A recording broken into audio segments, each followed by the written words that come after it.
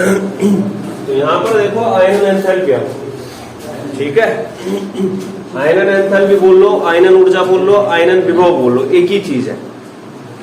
तो आयनन एंथैल्पी क्या होता है कि धनायन बनाने के लिए जो आवश्यक ऊर्जा चाहिए होती है, ठीक है, मतलब कोई परमाणु होगा वो विलगित अवस्था में होगा। कौन सी अवस्था में? विलगित, अलग पड़ा होगा, मतलब उस विलगित गैस या परमाणु से एक इलेक्ट्रॉन निकालने के लिए जितनी ऊर्जा की जरूरत होती है। अब एक इलेक्ट्रॉन अगर उसमें से निकालें, कौन सा चार्ज आएगा उस पर? Plus charge. अरे जिससे इलेक्ट्रॉन निकाले जाएंगे उस पर क्या आएगा? Plus charge. तो इसीलिए बोल रहा मैं कि किसी विलगित गैस या परमाणु को धनायन बनाने के लिए जो आवश्यक ऊर्जा चाहिए, या फिर क्या बोल लो, किसी विलगित गैस या परमाणु के बाह्यतम कोश से एक इलेक्ट्रॉन को बाहर निकालने के लिए जो आवश्यक ऊर्जा चाहिए। तो लिख लो यहां पर, किसी विलगित गैस या परमाणु के बाह्यतम कोश से एक इलेक्ट्रॉन निकालने के लिए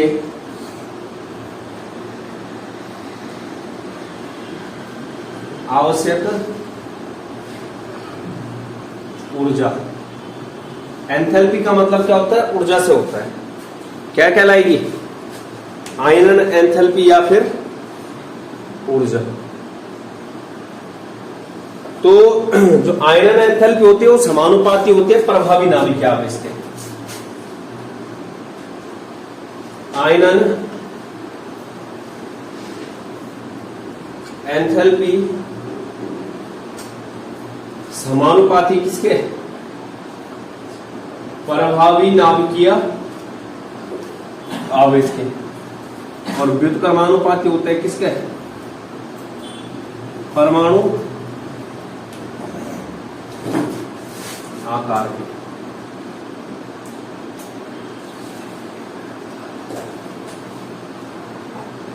परमाणु आकार के मतलब क्या है कि अगर परमाणु आकार बढ़ेगा, प्रभावी नाभिकीय आवेश क्या होगा? कम। अगर प्रभावी नाभिकीय आवेश कम होगा तो आयनन एंथैल्पी भी क्या होगी? कम। अगर परमाणु आकार घटेगा तो प्रभावी नाभिकीय आवेश बढ़ेगा और आयनन एंथैल्पी क्या होगी? बढ़ेगी। ठीक है, तो कहने का मतलब जिसका छोटा आकार होगा उसकी आयनन एंथैल्पी क्या होगी? बड़ी होगी। जिसका आकार क्या होगा? छोटा। जिसका आकार छोटा उसकी आयनन एंथैल्पी क्या हो जाएगी? बड़ी। एक दूसरे के व्युत्क्रमानुपाती। तो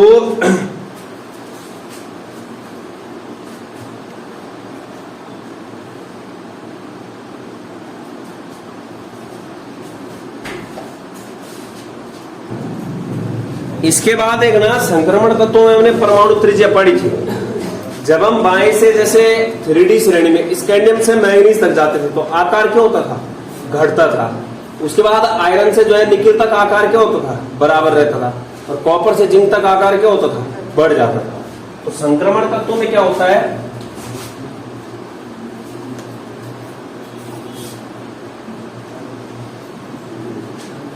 तत्वों में परमाणु त्रिज्या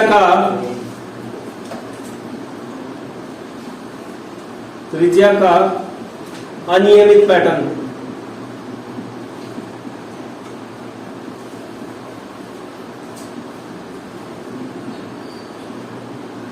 तो अब यहां पर देखो क्या बोला, जैसे 3D श्रेणी में क्या होता था?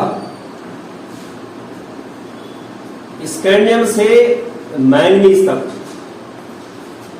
उसके बाद क्या था? Fe, कोबाल्ट, निकिल, कॉपर और जिंक। यहां से यहां तक जो है परमाणु त्रिज्या क्या होती थी? घटती थी। परमाणु आकार क्या होता था, घटता था। यहां से यहां तक परमाणु आकार क्या होता था, परमाणु आकार बराबर होता था, मतलब कोई परिवर्तन नहीं होता था परमाणु आकार में। लेकिन यहां से यहां तक में क्या होता था, परमाणु आकार में वृद्धि हो जाती थी, परमाणु आकार में क्या हो जाती थी, वृद्धि। अब हमने यहां पर पढ़ा है कि आयनन एंथैल्पी क्या होता है, तुम्हारा परमाणु आकार के व्युत्क्रमानुपाती होता है। कहने का मतलब क्या है कि स्कैंडियम से मैंगनीज तक परमाणु आकार क्या हो रहा है, कम। तो स्कैंडियम से मैंगनीज तक आयनन एंथैल्पी क्या होनी चाहिए, बढ़नी चाहिए। क्या होनी चाहिए, बढ़नी चाहिए। मतलब जो रूल बोल रहा है, आयनन एंथैल्पी क्या होनी चाहिए, एंथैल्पी में वृद्धि। यहां पर आयनन एंथैल्पी क्या होनी चाहिए, बराबर। और यहां आयनन एंथैल्पी में क्या आनी चाहिए, आयनन एंथैल्पी में क्या आनी चाहिए, कमी। अरे यही तो बोल रहा है, आयनन एंथैल्पी क्या है, व्युत्क्रमानुपाती है परमाणु आकार के। अगर परमाणु आकार कम होगा तो आयनन एंथैल्पी क्या होगी, ज्यादा। अगर परमाणु आकार छोटा होगा तो आयनन एंथैल्पी क्या होगी, अधिक। और परमाणु आकार अगर कम होगा, ठीक है, या परमाणु आकार क्या होगा, अधिक, तो आयनन एंथैल्पी क्या होगी, कम। एक दूसरे के व्युत्क्रमानुपाती है। इसके बाद देखो यहां पर जो है ये पैटर्न नहीं चलता है, मतलब होना क्या चाहिए था, अधिक होनी चाहिए थे। यहां पर जो है अगर जाएंगे क्रोमियम का, जैसे तो क्रोमियम का साइज क्या होता है, जब स्कैंडियम से मैंगनीज की ओर जा रहे हैं, छोटा होता है। मतलब क्रोमियम की जो आयनन एंथैल्पी वो क्या होनी चाहिए थी, ज्यादा होनी चाहिए थी, लेकिन आयनन एंथैल्पी क्या हो जाती है, कम। ऐसे ही जो है कॉपर और जिंक में भी है। कॉपर और जिंक में क्या हो रहा है, परमाणु आकार अधिक हो रहा है, आयनन एंथैल्पी क्या होनी चाहिए थी, कम, लेकिन आयनन एंथैल्पी क्या हो जाती है, ज्यादा। कहने का मतलब क्या है कि संक्रमण तत्वों में आयनन एंथैल्पी में जो परिवर्तन होता है निश्चित पैटर्न में नहीं होता है, ठीक है। यहां पर लिख लेना साइड में, संक्रमण तत्वों में आयनन एंथैल्पी में परिवर्तन क्रमिक पैटर्न में नहीं होता है। क्रोमियम का आकार कम होता है तो आयनाइजेशन एंथैल्पी लिख रहा हूं, आईई, आईई का मान अधिक होना चाहिए,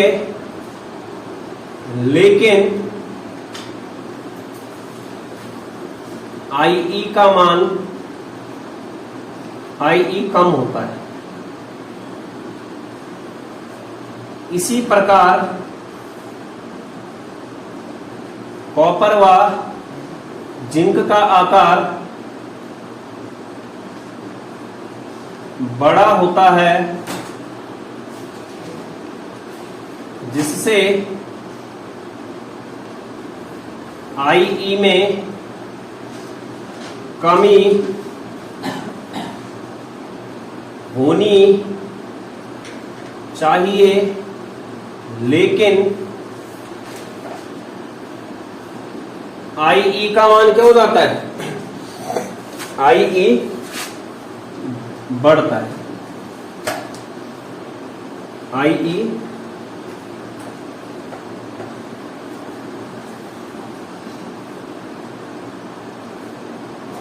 बढ़ता है। इस तरीके जो है संक्रमण तत्व जो 3D श्रेणी के एलिमेंट है उनके आयनन एंथैल्पी में क्या है, क्रमिक परिवर्तन नहीं होता है। इसके बाद देखो कारण देखते हैं यहां पर कि क्रोमियम की आयनन एंथैल्पी में जो है क्या है, कमी क्यों हो रही है, यहां तक कि तुम्हारा जो परमाणु आकार कम होने के बावजूद भी। ठीक है, तो यहां देखना क्रोमियम तक आयनन, क्रोमियम तक आयनन एंथैल्पी में बहुत कम बढ़ती है, मतलब क्रोमियम तक आयनन एंथैल्पी बहुत कम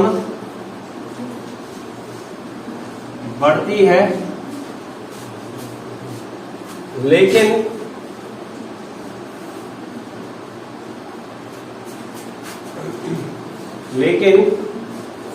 क्रोमियम की आयनन एंथैल्पी क्या हो जाती है, कम होती है। मतलब स्कैंडियम, टाइटेनियम, वेनेडियम यहां तक क्या होती है, आयनन एंथैल्पी बढ़ती है, लेकिन क्रोमियम में क्या हो जाती है, आयनन एंथैल्पी कम, जबकि होना क्या चाहिए, आयनन एंथैल्पी बढ़नी चाहिए। तो इसके पीछे का कारण इसका इलेक्ट्रॉनिक विन्यास है। यहां देखो क्रोमियम का इलेक्ट्रॉनिक विन्यास, परमाणु क्रमांक होता है 24, Ar 4s क्या होगा 1 और 3d 5। आयनन एंथैल्पी का मतलब क्या है कि बाह्यतम कोश से क्या निकालना है, एक इलेक्ट्रॉन निकालना है, मतलब 4s से क्या निकालोगे, एक इलेक्ट्रॉन। जैसे ही मैं यहां पर 4s से, ये 4s से क्या करूंगा,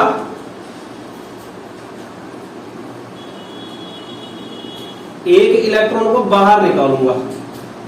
इससे मैंने क्या कर दिया, एक इलेक्ट्रॉन को बाहर निकाल दिया, और ये 3d है, तो 3d के पास फिर भी कितने इलेक्ट्रॉन बच रहे हैं, 5। 4s से एक इलेक्ट्रॉन बाहर निकाला तो 3d के पास कितने इलेक्ट्रॉन बच रहे हैं, फिर भी 5, जो कि कैसा इलेक्ट्रॉनिक विन्यास है, स्थायी इलेक्ट्रॉनिक विन्यास। क्या बोला, जो कि कैसे इलेक्ट्रॉनिक विन्यास है, स्थायी, अर्धवारित है। 4s से एक इलेक्ट्रॉन को बाहर निकालने के बाद भी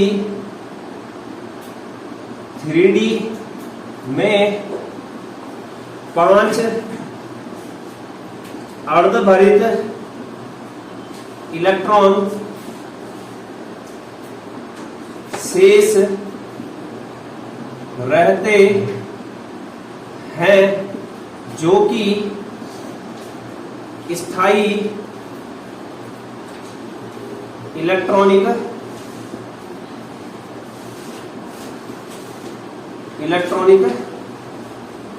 विन्यास है। और स्थायी इलेक्ट्रॉनिक विन्यास होने के कारण ही जो है आयनन एंथैल्पी क्या हो जाती है, इसीलिए IE के मान में क्या आती है, कमी आती है। IE के मान में क्या आती है, कमी आती है, मान में कमी आती है।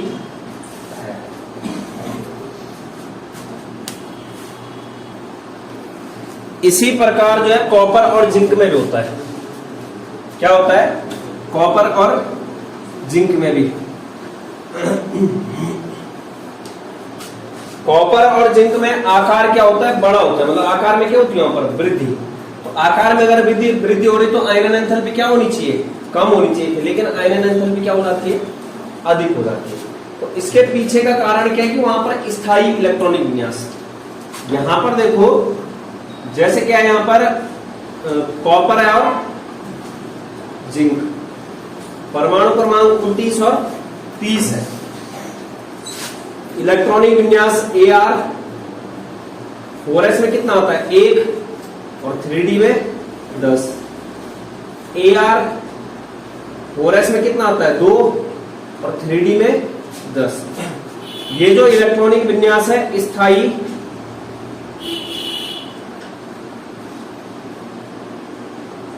इलेक्ट्रॉनिक विन्यास है, दोनों ही। कारण क्या है? क्योंकि जो दोनों ही है ये क्या है? पूर्ण भरित कक्षक है। 4s में कितने आ सकते हैं अधिकतम? 2, और 3D में कितने आ सकते हैं? 10। यहां पर पूरे भरे। ये भी क्या है तुम्हारा? स्थायी है। स्थायी होने का कारण क्या है कि एक अर्धभरित है, कौन सा? S वाला, और दूसरा क्या है? पूर्ण भरित कक्षक है यहां पर। अब खुद बताओ, जो चीज स्थायी है उससे इलेक्ट्रॉन निकालना है। जो चीज क्या है? स्थायी है, उससे इलेक्ट्रॉन निकालोगे तो वो क्या हो जाएगा? अस्थायी हो जाएगा। क्या बोला? जो चीज स्थायी है पहले से ही, जैसे यहां पर इलेक्ट्रॉनिक विन्यास के इनके स्थायी इलेक्ट्रॉनिक विन्यास, अब उसको स्थायी से क्या बनाना है? अस्थायी बनाना है। तो वहां पर कितनी ऊर्जा लगेगी? ज्यादा ऊर्जा लगेगी। क्या ये अपना स्थायित्व तो छोड़ेगा? नहीं छोड़ने वाला है। कहने का मतलब क्या है कि ये अपना जो स्थायित्व है उसको बरकरार रखेगा। किस प्रकार रखेगा? बिना इलेक्ट्रॉन को त्यागे। मतलब यहां पर इलेक्ट्रॉन को निकालना जो है, निकालने के लिए बहुत ज्यादा एनर्जी चाहिए। तो यहां पर लिखना कॉपर तथा जिंक के स्थायी इलेक्ट्रॉनिक विन्यास होने के कारण इलेक्ट्रॉन को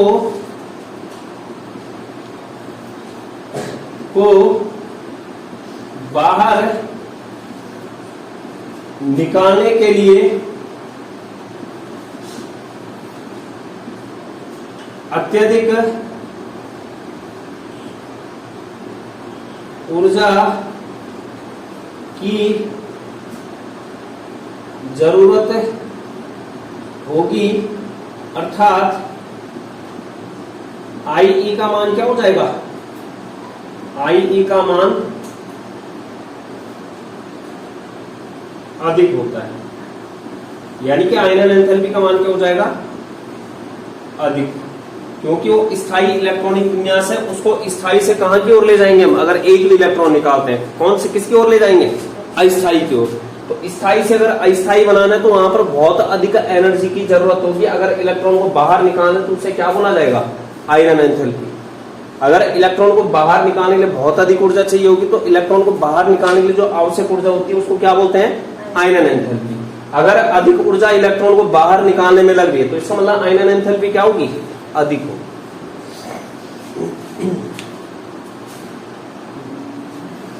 तो ये बात की हमने आवर्त में। कहां बात की? आवर्त में, जब हम बाएं से दाईं ओर चल रहे थे, scandium, titanium, vanadium, chromium, manganese, iron, cobalt, nickel, copper, zinc की ओर। अब यहां पर बात करेंगे कहां? वर्ग में, ऊपर से नीचे की ओर। तो जैसे यहां पर जो 5D श्रेणी के तत्व होते हैं उनकी आयनन एंथैल्पी क्या होती है? उच्च होती है। यहां पर देखो, अभी पता चल जाएगा।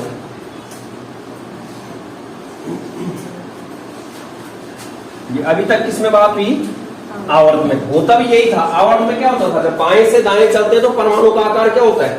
छोटा, क्योंकि प्रभावी नाभिकीय आवेश क्या हो जाता था? ज्यादा। लेकिन जब हम वर्ग में चलते हैं, ऊपर से नीचे की ओर, तो वर्ग में क्या होता है? तुम्हारा परमाणु आकार क्या होता है? बढ़ता है, क्योंकि प्रभावी नाभिकीय आवेश क्या हो जाता है? प्रभावी नाभिकीय आवेश क्या हो जाता है? घटता है। प्रभावी नाभिकीय आवेश घटता है और परिरक्षण प्रभाव क्या हो जाता है?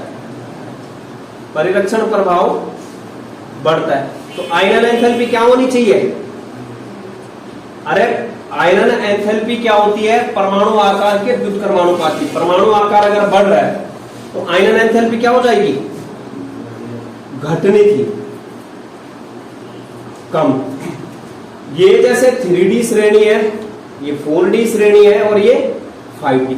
मतलब 3D श्रेणी की आयनन एंथैल्पी क्या होनी चाहिए थी? ज्यादा। उसके बाद 4D श्रेणी की कम और 5D श्रेणी की और कम। लेकिन यहां पर क्या होता है? 3D श्रेणी से जब 4D श्रेणी में होता है तो आयनन एंथैल्पी कम होती है, लेकिन 3D श्रेणी और 4D श्रेणी से जो है 5D श्रेणी की ज्यादा होता है। क्या बोला? 5D श्रेणी के तत्वों की आयनन एंथैल्पी 3D व 4D श्रेणी से क्या होती है? श्रेणी से उच्च होती है, उच्च होती है। जबकि होना क्या चाहिए था? घटनी चाहिए थी। क्या होना चाहिए था? घटनी कम होनी चाहिए थी।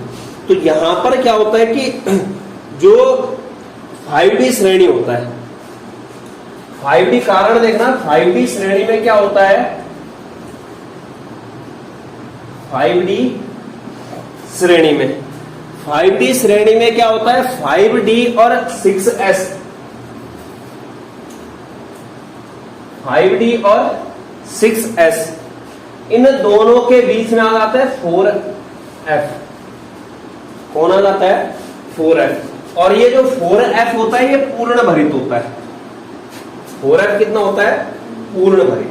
तो कहने का मतलब क्या है कि 4f के आ जाने से, ठीक है, यहां पर देखो, मतलब यहां पर क्या हो रहा है कि अगर परमाणु आकार बढ़ रहा है तो प्रभावी नाभिकीय आवेश कम हो रहा है और परिरक्षण प्रभाव क्या हो रहा है? अधिक। और आयनन एंथैल्पी क्या होनी चाहिए थी? कम। अब खुद बताओ, 5D श्रेणी के तत्वों की आयनन एंथैल्पी 3D और 4D से क्या हो रही है? अधिक हो रही है। इसका मतलब परिरक्षण प्रभाव क्या हो रहा है? कम।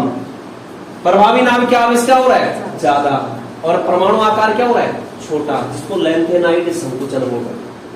कहने का मतलब अगर ऐसा हो रहा है तो यहां पर क्या हो रहा है? जो सारे केस है 5D श्रेणी की स्थिति में, 5D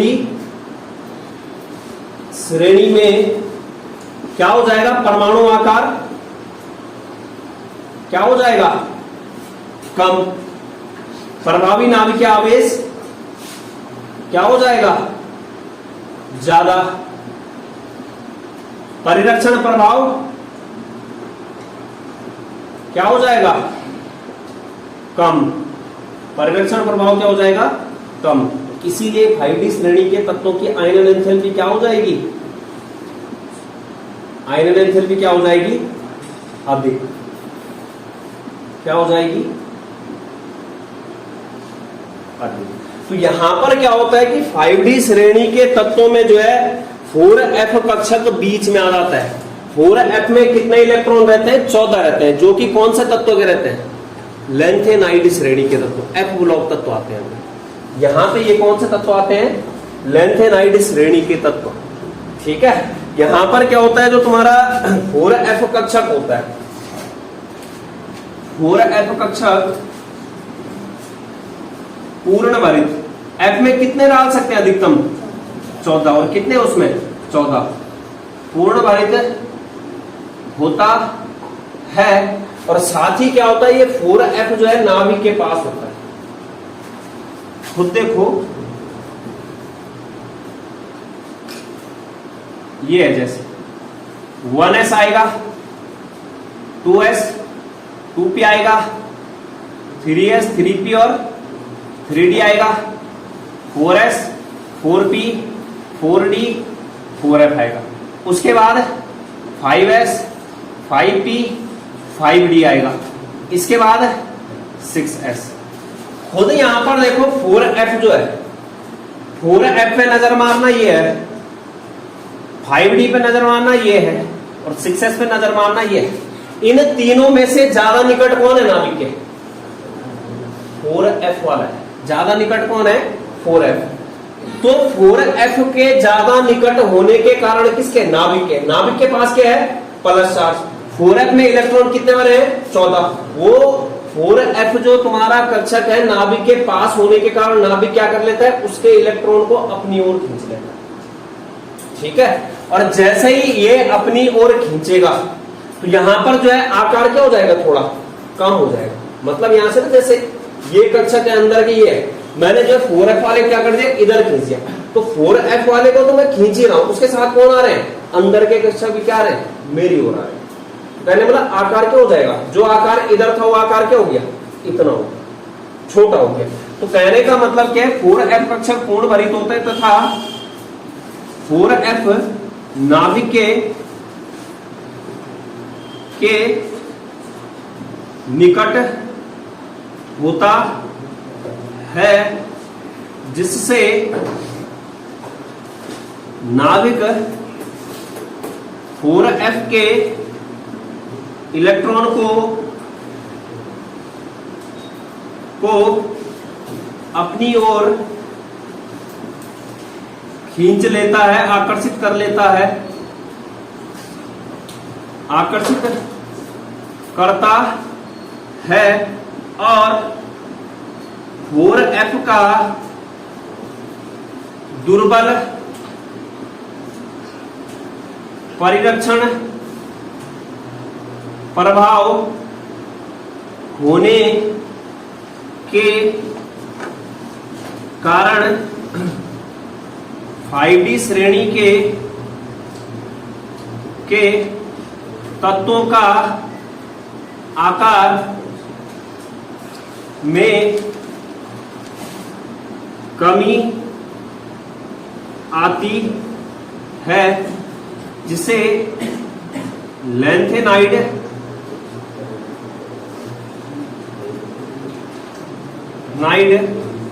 संकुचन। और आकार में कमी कहां से कहां तक आती है? लैंथेनम से लेकर ल्यूटेशियम तक, लैंथेनम से Lu तक आकार में निरंतर कमी, जिसे लैंथेनाइड संकुचन कहते हैं। आकार छोटा होगा तो आयनाइजेशन एंथैल्पी क्या हो जाएगी? अधिक होती है। ये मैंने पीछे भी करवा रखा है परमाणु आकार में।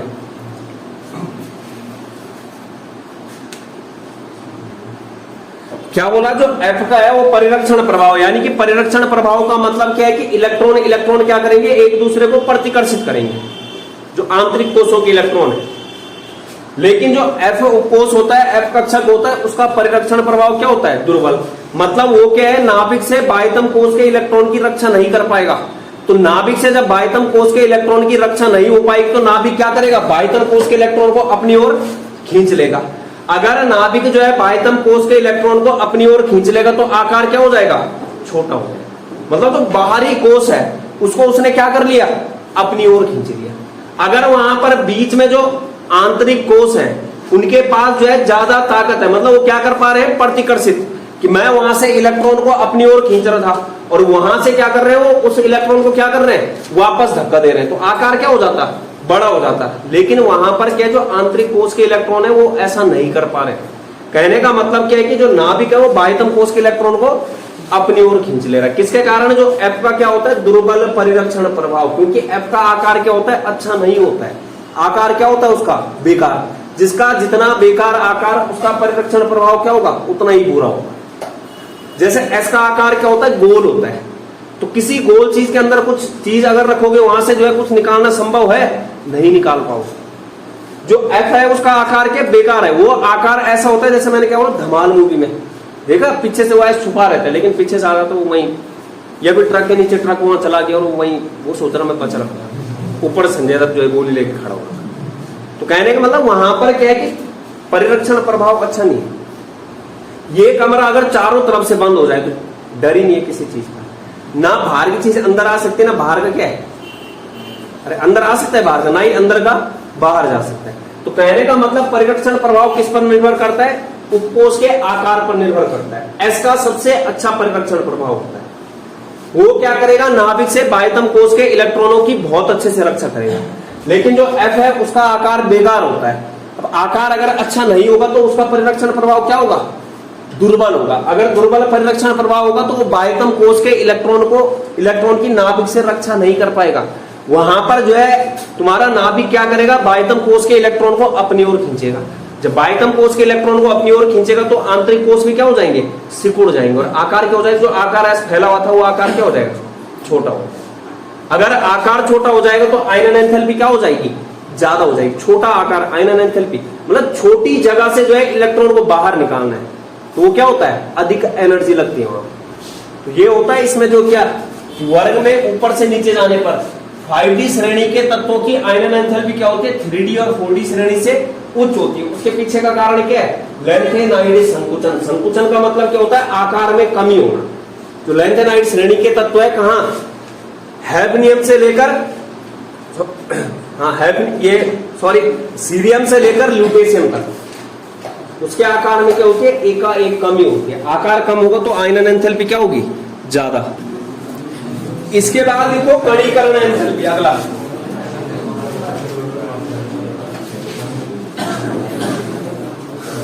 कणीकरण, जहां पर भी एंथैल्पी शब्द आएगा उसका मतलब क्या होएगा? ऊर्जा। तो कणीकरण एंथैल्पी का मतलब क्या है कि किसी धात्विक क्रिस्टल को उसके कणों में बदलने के लिए जितनी ऊर्जा की आवश्यकता होती है। किसी धात्विक क्रिस्टल को, जैसे मेरे पास ये है,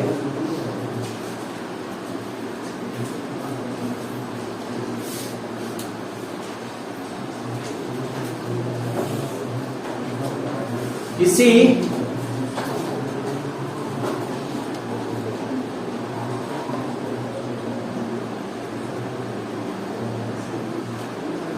ये है, जैसे ये क्या है? धातुओं का क्रिस्टल है।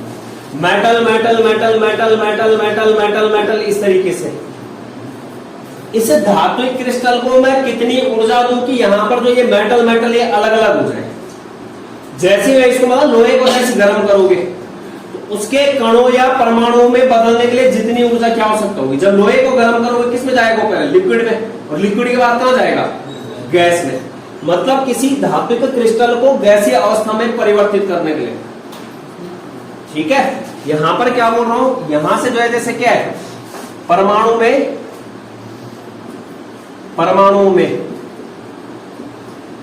और वो परमाणु कौन सी अवस्था में होंगे? गैसीय अवस्था में। तो गैसीय परमाणुओं में परिवर्तित करने के लिए आवश्यक ऊर्जा, ये क्या है तुम्हारा? कोई धात्विक क्रिस्टल है। इस धात्विक क्रिस्टल को उसके परमाणुओं में बदलने के लिए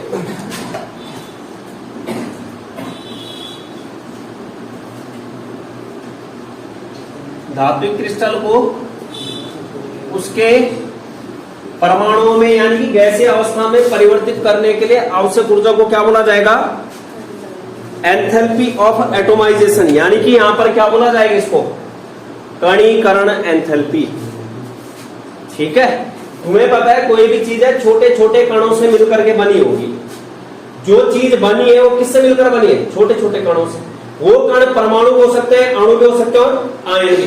तो वो जो जिन छोटे छोटे परमाणु अणु आयन से मिलकर के बना है उसमें बदलने के लिए जो एनर्जी की जरूरत होगी उसको क्या बोला जाएगा?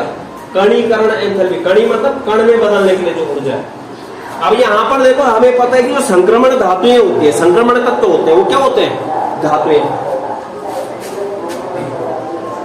जो संक्रमण तत्व होते हैं, संक्रमण तत्व धातुएं होती है, और धातुएं क्या होती है? कठोर होती है। और धातु कठोर एवं किस अवस्था में होती है? ठोस अवस्था में होती है। और ठोस अवस्था में क्या होता है? जो परमाणु अणु या आयन होते हैं, ये दिख रहा है यहां पर, परमाणु अणु या आयन, ये एक दूसरे के क्या है? निकट निकट। तो ठोस अवस्था में और परमाणु अणु अथवा आयन एक दूसरे के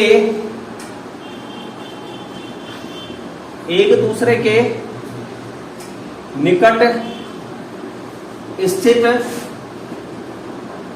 होते हैं। कैसे स्थित होते हैं? पास पास होते हैं। यानी कि जो अंतराणिक दूरियां होती है वो क्या होती है? बहुत कम होती है। ठीक है, तो इसके बाद देखो, जैसे जो तुम्हारा कणीकरण एंथैल्पी है वो किस पर निर्भर करेगा? वो करता है अयुग्मित इलेक्ट्रॉनों की संख्या पर। क्या बोला? कणीकरण एंथैल्पी समानुपाती होता है।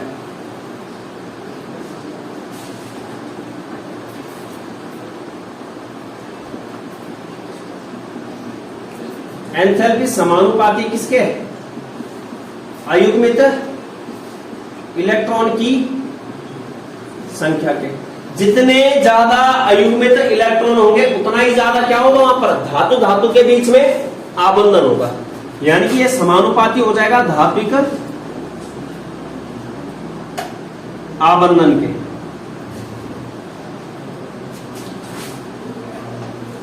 धात्विक आबंधन किसके समानुपाती हो जाएगा? धात्विक आबंधन के। जैसे खुद बताओ, जैसे मेरे पास जो है कोई संक्रमण तत्व है, जैसे मेटल मान रहा हूं उसको, जैसे मेरे पास कोई है M है और इसके पास कितने अयुग्मित इलेक्ट्रॉन है? M धातु के पास माना M धातु के पास 4 अयुग्मित इलेक्ट्रॉन है। तो अगर 4 अयुग्मित इलेक्ट्रॉन है तो यहां देखो 1 इलेक्ट्रॉन, 2 इलेक्ट्रॉन, 3 इलेक्ट्रॉन, 4। इस मेटल से कौन सा जुड़ा है? दूसरा मेटल जुड़ा है। उस मेटल के पास भी कितने होंगे? 4 अयुग्मित। ये बॉन्डिंग हो गई। यहां से क्या जुड़ सकता है? M, ये बॉन्डिंग हो गई। यहां से कौन जुड़ सकता है? M, ये बॉन्डिंग हो गई। यहां से कौन जुड़ सकता है? M, 1 2 3, 1 2 3, 1 2 3। तो इस तरीके से तुम देख रहे होंगे यहां पर जो है धातु का आबंधन क्या होता जाएगा? अभी 3 तरीकों से इससे जुड़ता जाएगा, 3 तरीकों से इससे भी जुड़ेगा, 3 तरीकों से इससे भी जुड़ेगा। मतलब धातु का आबंधन में क्या हो रही है? वृद्धि। अब खुद बताओ, अगर कोई हमारे पास M धातु है, कोई क्या हमारे पास अगर M धातु और उसके पास जो है 2 अयुग्मित इलेक्ट्रॉन है। कितने अयुग्मित इलेक्ट्रॉन? 2 अयुग्मित इलेक्ट्रॉन। तो यहां पर बताओ ये आएगा, ये आएगा, यहां से ये आएगा, ये आएगा, यहां से ये आएगा, ये आएगा।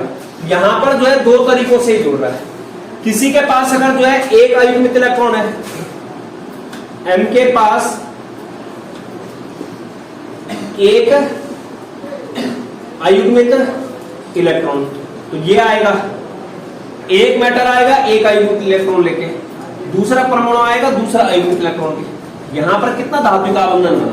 एक ही धात्विक आबंधन। यहां पर क्या बन रहे हैं? 2-3 बन रहे हैं। मतलब यहां पर क्या सबसे ज्यादा कहां पर बन रहा है धात्विक आबंधन? मेटल मेटल कहां पर दिख रहा है? जहां पर 4 अयुग्मित इलेक्ट्रॉन।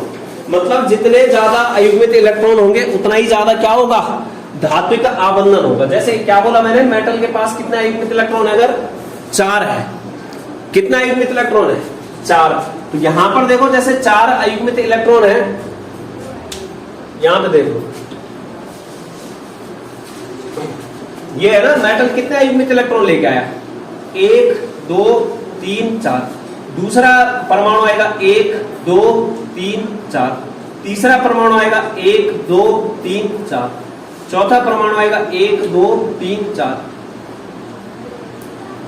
अगला परमाणु आएगा 1 2 3 4।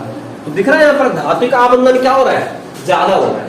ऐसे ही जो आगे जुड़ता जाएगा 1 2 3 4, ये यहां जुड़ता जाएगा 1 2 3 4, यहां जुड़ता जाएगा 1 2 3 4। मतलब जितने ज्यादा अयुग्मित इलेक्ट्रॉन होंगे उतना ज्यादा क्या होगा? धातु धातु के बीच में क्या बनेगा? बॉन्ड बनेगा, जिसको क्या बोला जाएगा? धात्विक आबंधन बोला जाएगा। क्या बोला जाएगा? अयुग्मित इलेक्ट्रॉन के जरिए क्या कर रहे हैं? धातुओं के जो परमाणु है वो आपस में एक दूसरे से बंध बना रहे हैं, जिसको क्या बोल रहे हैं? धात्विक आबंधन। क्या बोल रहे हैं? धात्विक आबंधन। तो अब यहां पर देखो जैसे स्कैंडियम से लेकर कहां तक चलते हैं? कहां तक? जिंक तक।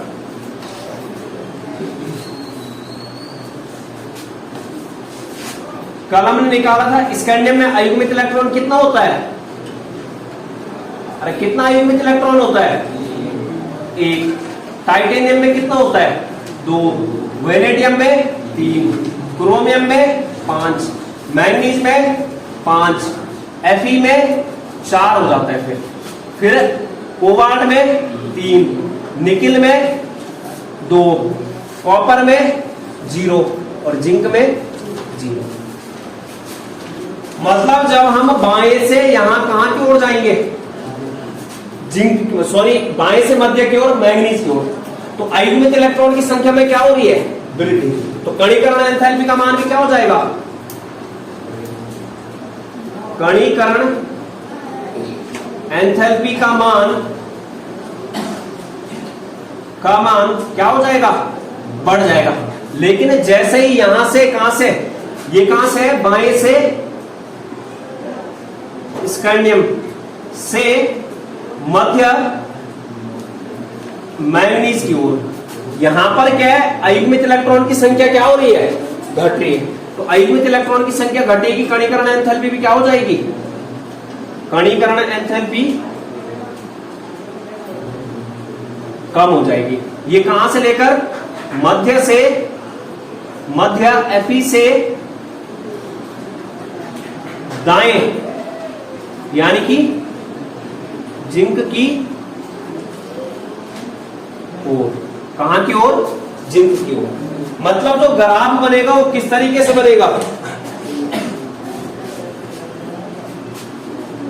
ये है जैसे, ये इस तरीके से बनेगा।